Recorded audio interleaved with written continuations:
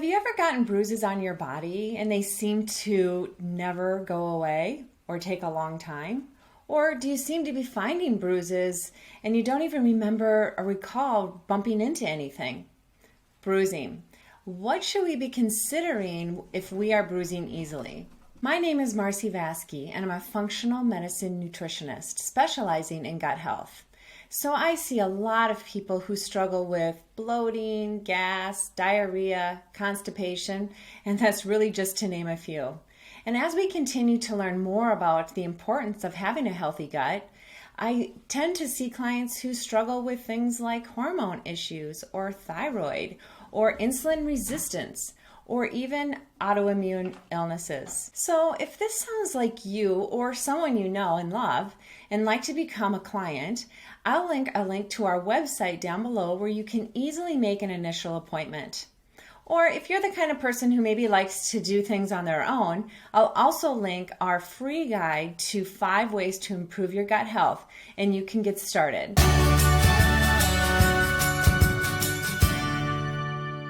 So what do you need to know if you're someone who bruises easily? Today I'm going to go, so if you're the person who bruises easily, today it's all about that. And first of all, I'll go through what is a bruise, what are signs of easy bruising, what causes bruising in the first place, and then some tips to heal them up. So let's dig in. So you know the obvious on what bruises can be caused from, which is something that we've all done, maybe tripped, fell, gotten hit, ran into something, and you end up with a black and blue mark and you're wondering, when is this going to go away? Well, a bruise is actually blood that is trapped under the skin and it damages our small blood vessels. So just minor bruises often, will go away within a few days. But if you're someone who might be having some other issues going on, those little bruises can tend to stick around for weeks. Or if you've really gotten hurt or hit, then those bruises can take several weeks to go away. And we've probably all experienced something like that. So while bruises are fairly common, there are common factors even that increase the risk of bruising easily, which old age, having a condition that might be affecting blood clotting in your body, or even using blood thinners as medications.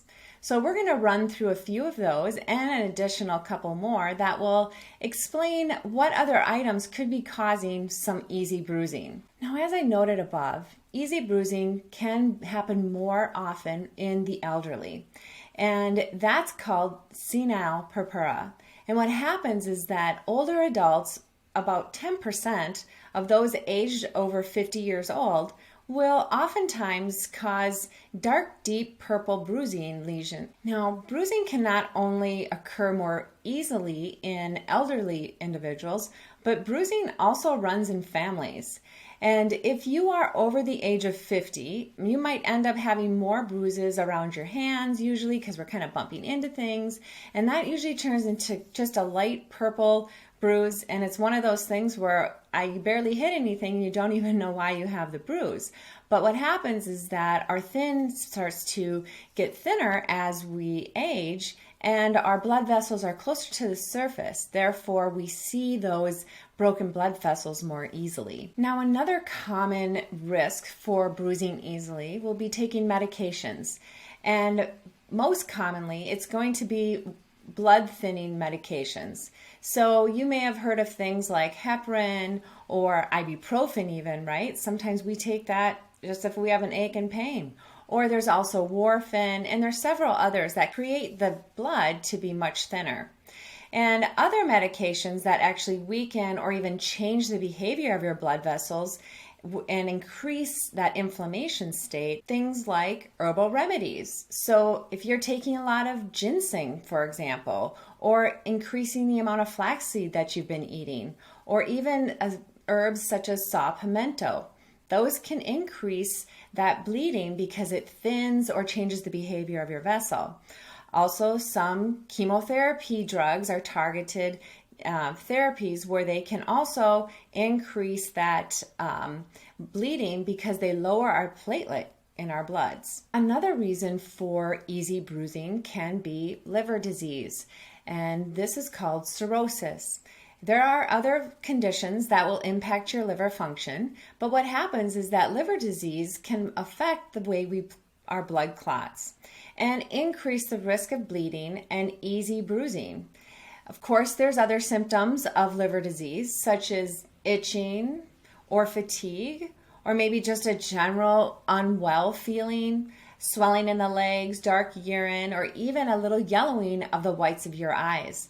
But if you have any of these other symptoms and easy bruising, you want to make sure you get your liver enzymes monitored by your physician. Now, of course, there is other bleeding disorders, which are genetic conditions. And one of them is von Willebrand's disease and hemophilia. Hemophilia you may have heard of more commonly, but they both affect the way that we clot our blood. If we don't have good blood clotting factors, then that tends to lead to more of that easy bruising. Now, if you have a genetic factor like that, you already know it if you're listening to me now, because that's usually diagnosed at birth. There is another condition that's called vasculitis, and that's what is referred to as an inflamed blood vessels. Symptoms might include things like bleeding and easy bruising, shortness of breath or numbness in your limbs, even ulcers or skin lumps. And there's also a symptom called petechia, which is just purple spots on the skin. And so it doesn't really look like bruising, but it could be a symptom of this inflamed blood vessel state. If you're seeing or experiencing any of these symptoms, I would recommend you visit your practitioner and get that checked out just to make sure that things are okay. There is treatment that can be involved with that as well. Now, one of the last ones, and one that I see a lot, is vitamin deficiencies. So certain vitamins in our body enable it to heal and blood to clot. So one of them is low vitamin C.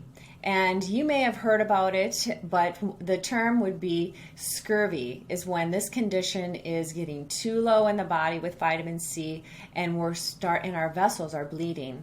But the body uses vitamin C to create collagen, an essential part of a structure of our blood vessels. So if we don't get enough of that, that means our vessels are very weak and can result in things like bleeding gums, wounds that don't heal, or easy bruising. And so if you have any of these symptoms, which in today's world there's not a lot of scurvy going on, but some people who don't get enough vitamin C could be experiencing some of these symptoms. Now, another vitamin deficiency is going to be vitamin K. And vitamin K helps the body form clots to help stop bleeding in our vessels. So oftentimes, there's newborns who are low in vitamin K, and it's hard to get them to stop bleeding. And without a vitamin K injection at birth, babies easily bruise or they bleed excessively. Now, adults who are low in vitamin K may also notice a sudden increase in bruising. So if this sounds like you and you think you might be low in vitamin K or even vitamin C, you can always get those vitamins tested to see if you actually have a deficiency. And in those cases, supplements or just a dietary change can help tremendously to bring up those levels. And of course, to see if there's any underlying conditions. For example, things like inflammatory bowel disease. So if you're experiencing any of this easy bruising, I would definitely look into it, visit your practitioner, chat about it, see if there's any underlying conditions going on. But what do you do when you've got the bruise and you just want it to go away? There are a few natural ways that we can help assist in getting rid of our bruises. One of them is called, or not called, but apply a cold compress, right? And many of us maybe have done that when we've had some pretty severe bruises and it's really swollen. The faster you apply the cold compress, the sooner the inflammation will start to reduce. Now, another item you could try is rub a little tincture of arnica or even arnica gel. Now, arnica is from the plant of the daisy family, and it actually grows in the Rocky Mountains, and it's really great for bruises, sprains, or sore muscles. Also, you could try a little aloe vera. So aloe vera is just a succulent plant, and it soothes that skin irritation. and makes and you can also make like a bruise compress with it. And all you need to do is take a little aloe vera and a little of that arnica that I talked about and just apply it right to your bruise. Now, if you are someone who's bruising easily, as I discussed with the vitamins, you can also take a supplement of vitamin C. And you could do about 200 milligrams. I'd probably start with 200 to 500 milligrams if you're feeling like bruising is really happening a lot for you. And it's just a nice place to help to kind of increase that vitamin C in your body. Another thing that you could do is also take something called bilberry extract. Now, bilberry, you oftentimes hear about for vision and optical health, but there's amazing antioxidants in it that will help reduce or even eliminate bruising by kind of stabilizing that collagen and increasing that intracellular vitamin C level and strengthening your capillaries. And that makes for a lot less bruising. Now, if you have a really deep bruise, one idea you could try is taking 200 to 400 milligrams of actually bromelain. Bromelain is a pineapple enzyme that helps speed up the healing and clearing out metabolic waste from injuries. So what you'd want to do is take that about 3 times a day on an empty stomach, and that's for those really deep soft tissue bruises. So if you resonate with any of the information that I gave you today, simply add a little vitamin C in, or add, not even just supplement, but you can also add in vitamin C in the way of vegetables, fruits. It's everywhere. So maybe just taking a look at your diet can help those bruises go away.